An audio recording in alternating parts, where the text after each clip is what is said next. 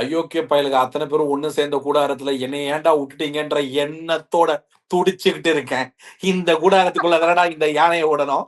ஏன்டா மிச்ச இந்த சம்பந்தமே இல்லாம போன சீசன்ல 14 சீரியல் ஆர்டிஸ்டுங்களுக்குள்ள விட்டுட்டு இவங்க எல்லாரும் வாயை தொறங்கடான்னு திறந்த எண்ணெய வெளியில விட்டானுங்க. இந்த சீசன்ல என்னன்னா வாயை மூடுங்கடா.